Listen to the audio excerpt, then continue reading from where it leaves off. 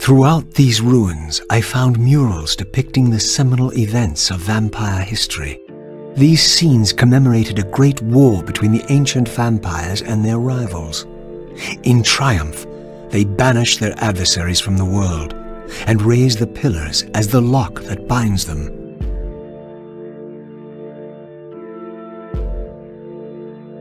The image of the Reaver was inscribed throughout this place, always depicted with reverence.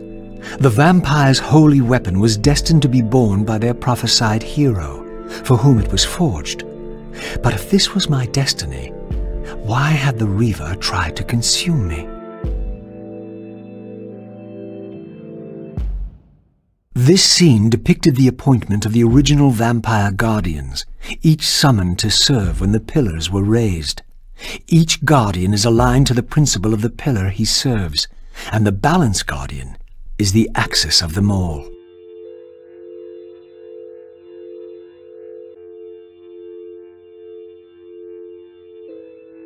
In their defeat, the vampire's enemy retaliated with a terrible curse, afflicting the vampires with a bloodthirst that turned their once noble race into ravenous predators. This curse plunged the vampires into despair and apparently drove many to madness and self-annihilation. What was it that so devastated them that they were driven to suicide?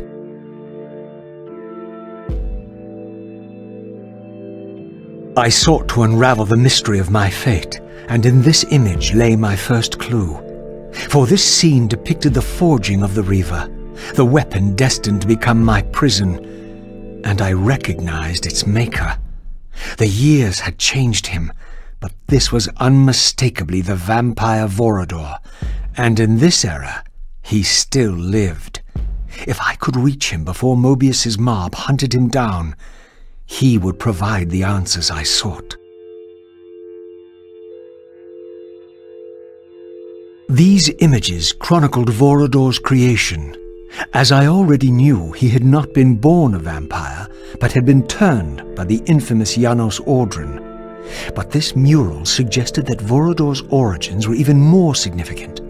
Apparently, he was the first human to whom the dark gift had been passed. This was the vampires' desperate bid to preserve their bloodline, for their enemies had cursed them not only with bloodthirst, but with sterility as well.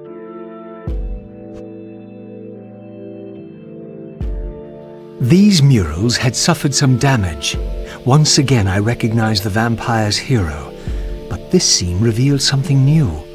For here they had also depicted his destined adversary, now partially obscured, who seemed to bear a flaming sword.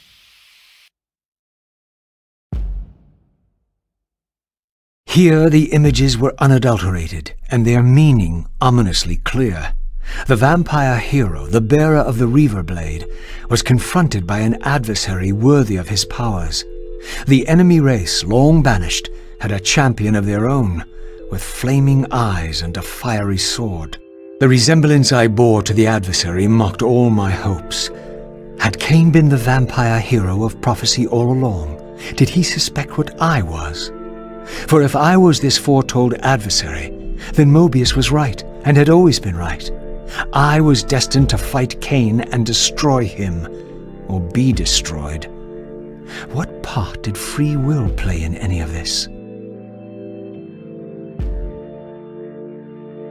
Here, no doubt, was the evidence Mobius wished me to have. For the vampires had prophesied not one, but two champions. One destined to be Nosgoth's redeemer, the other its destroyer.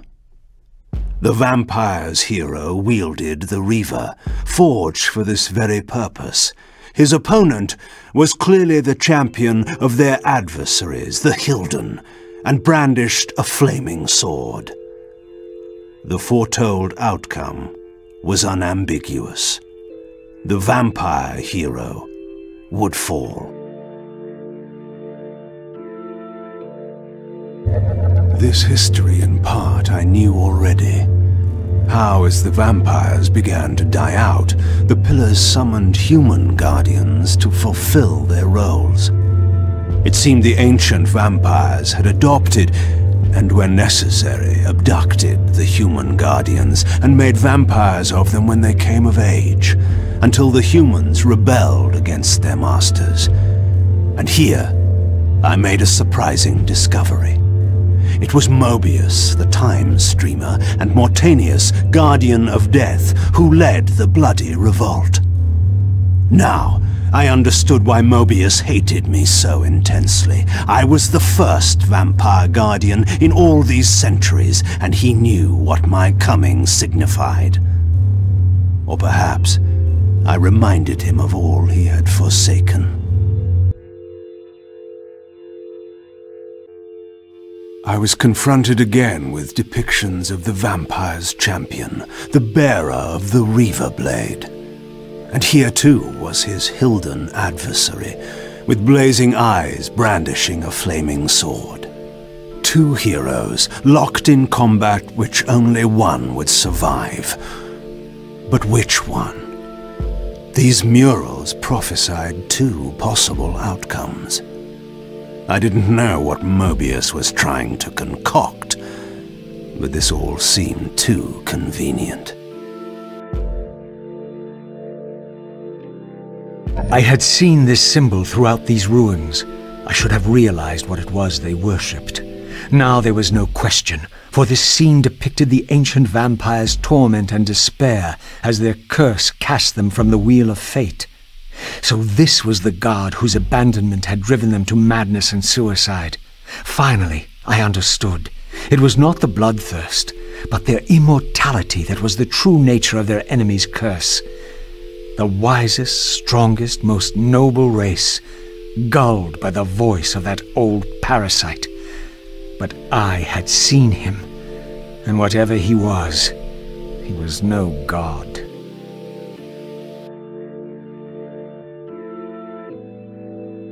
History is written by the victors. Beneath the vaults of Avernus, I discovered scenes that told a familiar story, but from a very different point of view. This was the work of the enemy race, and revealed what the vampire histories had conveniently omitted. How the noble vampires, god-ridden and righteous, had started the wars that would destroy both races, victor and vanquished alike. Their adversaries opposed the vampire's god and refused to submit to the wheel of fate. For this, they were banished. I now understood the poetic irony of their curse, and my resemblance to the vampire's enemy no longer seemed so accidental.